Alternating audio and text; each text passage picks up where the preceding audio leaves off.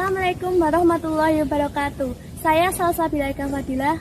Dan saya Hasna Faradinata, kami dari SMA Negeri 1 Gorean. Salah satu kegiatan di sekolah yaitu membatik.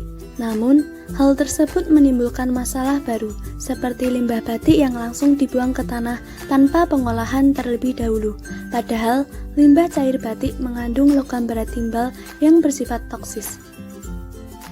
Salah satu cara mengatasi tanah tercemar limbah batik yaitu menggunakan fitoremediasi.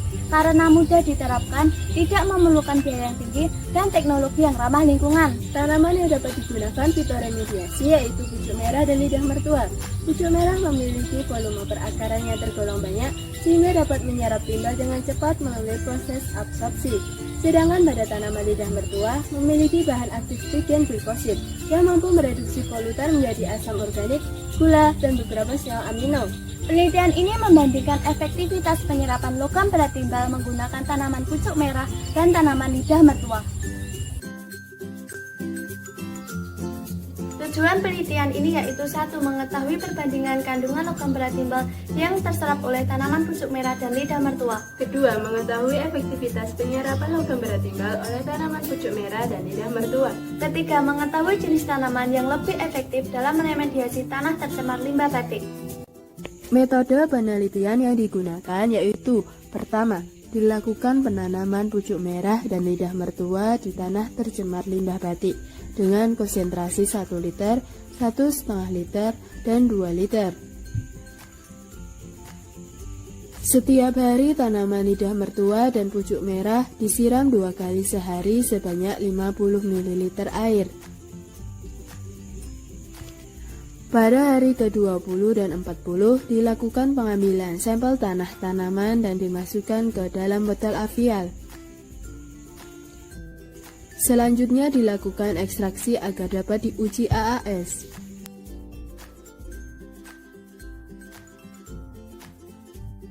Lalu analisis data.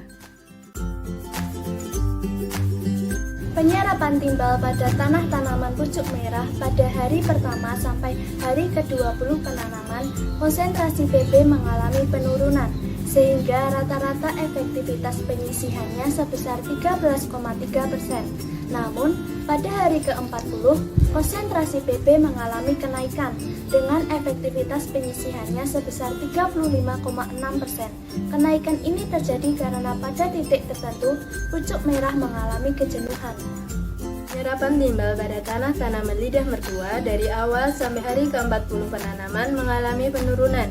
Efektivitas penyisihan pada hari ke-20 sebesar 46,1%, sedangkan pada hari ke-40 sebesar 0%, yang berarti tanah terbebas dari timbal.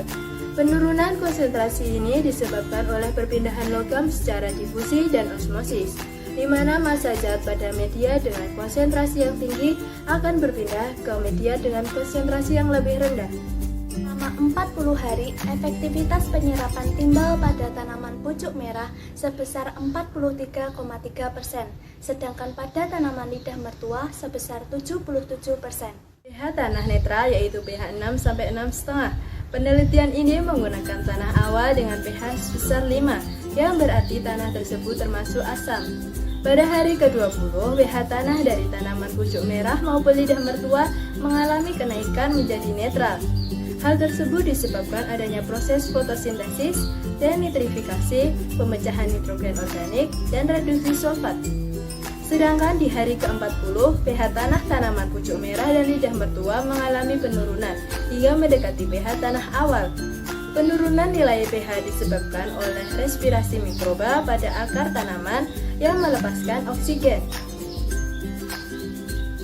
Hasil pengamatan selama 20 hari, tanaman pucuk merah masih dapat hidup dengan baik karena dapat menghambat perkembangan patogen. Namun, pada tanaman lidah mertua terserang penyakit antraknosa yang menyebabkan bercak kecoklatan pada daun. Pada hari ke-40, tanaman pucuk merah masih dalam keadaan baik, sedangkan pada tanaman lidah mertua, bercak kecoklatan tersebut menyebar ke seluruh bagian daun. Hal tersebut menyebabkan daun mengering dan mati. Dapat diketahui bahwa pucuk merah lebih unggul dalam mempertahankan hidup di tanah yang tercemar limbah batik daripada lidah mertua. Dapat disimpulkan bahwa 1. Kandungan logam berat timbal yang terserap oleh tanaman lidah mertua lebih banyak daripada pucuk merah. Selama 40 hari, tanaman lidah mertua dapat menyerap sebesar 0,16 mg per liter Pp, sedangkan pucuk merah sebesar 0,14 mg per liter Pp. Kedua, efektivitas penyerapan logam berat timbal oleh tanaman lidah mertua lebih baik daripada tanaman pucuk merah. Efektivitas penyerapan pucuk merah mengalami penurunan pada hari ke-40, sedangkan pada tanaman lidah mertua dari awal penanaman sampai hari ke-40 terus mengalami kenaikan. 3. Tanaman lidah mertua lebih efektif dalam meremediasi tanah yang tercemar limbah batik daripada tanah pucuk merah.